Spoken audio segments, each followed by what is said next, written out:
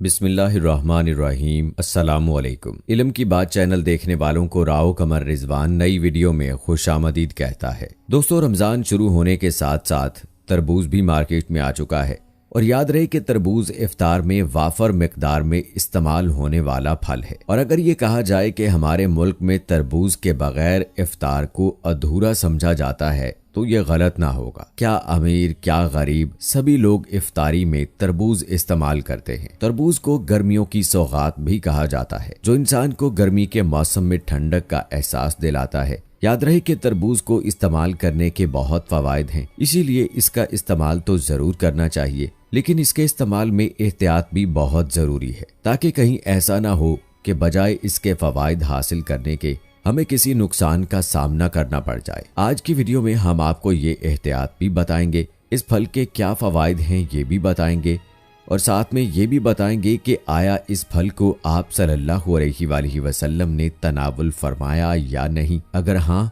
तो आप सल्लल्लाहु अलैहि वसल्लम इसको कैसे तनावुल फरमाते थे। इस बारे में मुकम्मल तफसील जानने के लिए आप सबको हमारे साथ वीडियो के आखिर तक बने रहना होगा। वीडियो शुरू करने से पहले आपसे गुजारिश है कि अगर आपने अभी तक हमारा चैनल इल्म की बात सब्सक्राइब नहीं किया है तो अभी सब्सक्राइब कर लें। साथ में बेल नोटिफिकेशन को जरूर ऑन कर लीजिएगा, ताकि लेटेस्ट अपलोड होने वाली वीडियोस आप तक बर वक्त पहुंचती रहें। वीडियो को लाइक करें, शेयर करें अपने दोस्तों के साथ और कमेंट बॉक्स में अपनी राय का इजहार लाजमी कीजिएगा। दोस्तों, याद रहे कि तरबूज के यूं तो बहुत से नाम हैं, लेकिन जनूबी पंजाब में इसे मतीरा कहा जाता है, जबकि बड़े सगीर इंडो पाक में इसका मशहूर और असल नाम हिंदवाना है। हिंदवाना या हिंदियाना अहले फारिस बोलते हैं, जिसे हमारे यहाँ बिगाड़ कर हिंदवाना या धवाना बोला जाता है। इस फल का उर्दू नाम तो तरबूज है, चूंकि हिंदी में हर्फ जे नहीं होता इसलिए हिंदी में इसे तरबूज कहते हैं। ताज़ा, रसीला और मीठा तरबूज तमाम उम्र के लोगों के दरमियान एक पसंदीदा फल है। ये दुनिया के तमाम गर्म मुल्कों में पाया जाता है, जो कि सयाहों की बदौलत पूरी दुनिया में मकबूल हो गया है। अमरीकी रियासत कैलिफोर्निया का तरबूज अपनी सुर्खी और हलावत में मशहूर है। इसके अलावा मशरिक़ वुस्ता के अरब ममालिक में पाया जाता है और हिंदो पाकिस्तान में आम मिलता है। आजकल पाकिस्तान में चीन के दरामदी बीज से छोटे छोटे हुजम के ऐसे तरबूज कसरत से पैदा हो रहे हैं जो लजीज भी होते हैं। जैसा कि पहले भी जिक्र हो चुका है कि यही तरबूज रमजान में इफ्तार की जीनत भी बनता है और कसरत से इफ्तारी में इस्तेमाल भी किया जाता है। याद रहे कि तरबूज मिजाज के एतबार से सर्द होता है। अल्लाह ताला ने इसकी हिफाजत के लिए इसका ऊपर का छिलका निहायत मोटा रखा है, ताकि ये फल मौसम की गर्मी से महफूज रहे। कहते हैं कि रेतले इलाकों का तरबूज ज्यादा मीठा होता है। आपको बताते चलें कि इस वक्त पाकिस्तान में सक्खर के इलाके का तरबूज अपने हुजम में बहुत बेहतर माना जाता है। पके हुए फल की पहचान ये है कि अगर इस फल पर हल्का सा हाथ मारें तो जवाब में अंदर से मध्यम सी आवाज बाहर आती है। ये पके फल की अलामत है। तरबूज को खाने का बेहतरीन तरीका ये है कि तरबूज को बाजार से हमेशा साबित खरीद कर लाएं और ठंडा करके काट लें। इस पर काला नमक छिड़क कर इस्तेमाल किया जाए तो इससे ये जल्द हजम हो जाएगा और कोई नुकसान भी नहीं देगा। दोस्तों, हम आपको तरबूज खाने के बारे में भी बताएंगे कि इसके इस्तेमाल में क्या एहतियात जरूरी है, लेकिन इससे पहले आपको ये बताते हैं कि आप सल्लल्लाहु अलैहि वसल्लम ने तरबूज कैसे तनावुल फरमाया। रिवायात में ये बात मिलती है कि आप सल्लल्लाहु अलैहि वसल्लम ने तरबूज को खजूर के साथ तनावुल फरमाया है और इसको खजूर के साथ मिलाकर खाना पसंद फरमाया है। खजूर का मिजाज गर्म होता है और तरबूज का मिजाज ठंडा होता है। इस तरह ये जिस्म में एतदाल पैदा करता है। आप सल्लल्लाहु अलैहि वसल्लम से खजूर के साथ दूसरी चीजें मिलाकर खाना भी मरवी है। मसलन खजूर और मक्खन, खजूर और खरबूजा, खजूर और तरबूज, खजूर और ककड़ी। रसूलुल्लाह सल्लल्लाहु अलैहि वसल्लम ने खजूर को बेहद पसंद फरमाया है। आप सल्लल्लाहु अलैहि वसल्लम इसी से रोजा इफ्तार करने को पसंद फरमाते थे। आप सल्लल्लाहु अलैहि वसल्लम ने फरमाया, खजूर में हर बीमारी की शिफा मौजूद है। मुसलमान रोजा खजूर के साथ ही इफ्तार करने को तरजीह देते हैं, क्योंकि ये हमारे प्यारे नबी सल्लल्लाहु अलैहि वसल्लम का पसंदीदा फल और सुन्नत है। खजूर रमजानुल मुबारक में इस्तेमाल होने वाला सबसे पसंदीदा फल है। शीरी, खुश जायका, जूद हजम और तवानाई से भरपूर फल खजूर का इस्तेमाल रमजानुल मुबारक में कसरत से किया जाता है। ग़िज़ाइयत और कैलोरीज से भरपूर होने के बायस तिब्बी माहिरीन ने इफ्तारी के साथ साथ सहरी में भी खजूर के इस्तेमाल को इंतहाई मुफीद करार दिया है, क्योंकि ये रोजेदारों को दिन भर तवाना रखता है।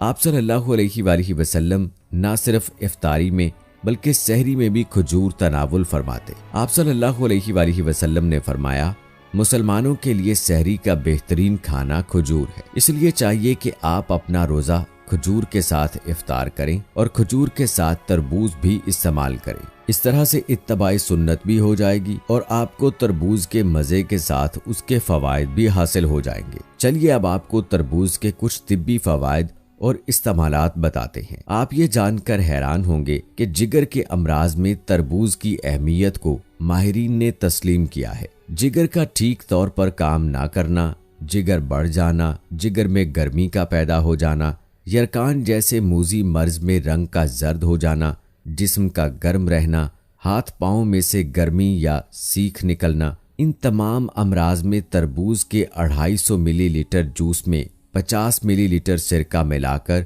दिन में 2 से 3 मरतबा इस्तेमाल करने से बहुत फायदा होता है। दोस्तों, जैसा कि आप जानते हैं कि गर्मी के मौसम में तर और खुश्क खारिश दोनों में इजाफा हो जाता है, जिसकी वजह से मरीज बहुत परेशान हो जाते हैं। इस सिलसिले में तरबूज का जूस 1 लीटर लेकर उसमें 100 ग्राम इमली को चंद घंटे भिगो दें, फिर उसे किसी बारीक कपड़े में से छान लें और ये पानी बर्तन में निकाल लें। ये पानी तमाम दिन वक्फे से इस्तेमाल करने से खारिश खत्म हो जाती है। इसी तरह से जिन लोगों का खून गाढ़ा हो गया हो और ब्लड प्रेशर की शिकायत में मुब्तला हो, तो उनके लिए तरबूज अपने मिजाज की वजह से शरियानों में नरमी और लचक पैदा करता है, हिद्दत को खत्म करता है। इसी तरह ये दिल की तेज धड़कने, सर चकराने और बढ़े हुए ब्लड प्रेशर को एतदाल में लाने के लिए मुफीद है। इसी सिलसिले में तरबूज के 250 मिलीलीटर जूस में एक दरमियाने दर्जे के लीमू का रस निचोड़कर दिन में चंद मरतबा पीने से खून पतला हो जाता है और हाई ब्लड प्रेशर भी एतदाल में आ जाता है। तरबूज अपनी खसूसियात की वजह से पेशाब की जलन और रुकावट में बेहद मुफीद है। ये जिगर और मसाने की गर्मी को मुकम्मल तौर पर ख़त्म कर देता है।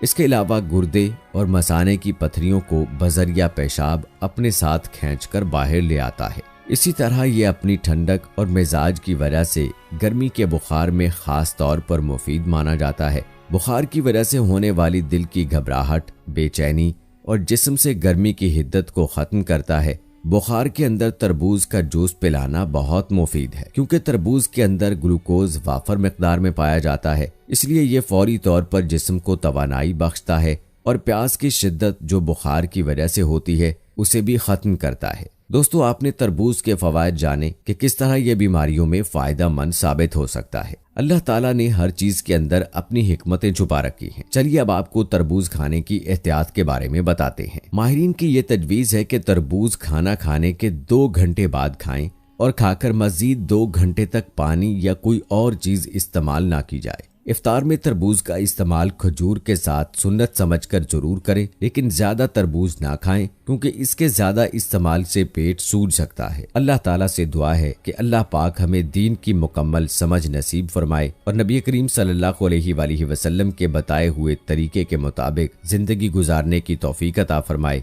आमीन या रब्बुल आलमीन।